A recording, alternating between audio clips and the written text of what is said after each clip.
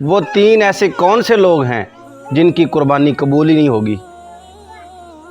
جو لوگ کوشش کرتے ہیں، قربانی کرتے ہیں ہماری قربانی اللہ کے ہاں قبول ہو جائے، مگر ان کی قربانی قبول ہی نہیں ہوتی، ان لوگوں کو تھوڑا سا غور کرنا چاہیے وہ ایسی کیا غلطیاں کرتے ہیں جن کی وجہ سے ان کی قربانی اللہ کے ہاں قبول ہی نہیں ہوگی۔ ہمیں چاہیے کہ ہم دنیاوی واہ کے لیے سود کے پیسے لے کر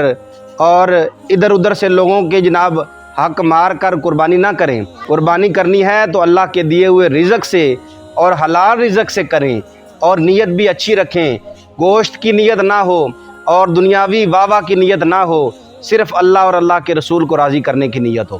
رسول اللہ صلی اللہ علیہ وآلہ وسلم کی حدیث مبارکہ ہے کہ جو شخص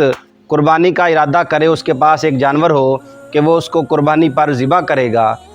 اس کو چاہیے کہ وہ اپنے بال اور ناخن نہ کاٹے حتیٰ کہ وہ قربانی کر لے۔ لہٰذا ہمیں چاہیے جو قربانی کا ارادہ رکھتا ہو اس کو چاہیے رسول اللہ کی حدیث کے پر عمل کرے، اپنے بال اور ناخن اس وقت تک نہ کاٹے جب تک وہ اپنی قربانی نہ کر لے۔ اور قربانی کی حقیقت سمجھیے، رسول اللہ نے یہ بھی فرمایا کہ اللہ کو تمہارے یہ خون اور گوشت کی ضرورت نہیں ہے، وہ تمہارے اعمال کو، تمہاری نیتوں کو دیکھتا ہے کہ تم کس نیت سے قربانی کر رہے ہو۔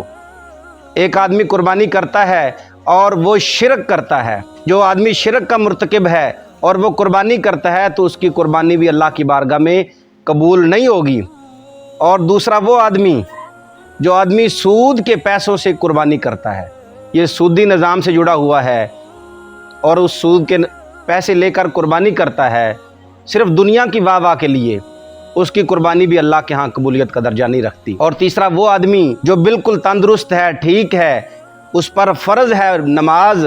وہ فرضی نماز چھوڑ کر واجب ادا کرتا ہے، یعنی وہ قربانی کی طرف آتا ہے، اس کی بھی قربانی اللہ کے ہاں قبولیت کا درجہ نہیں رکھتی۔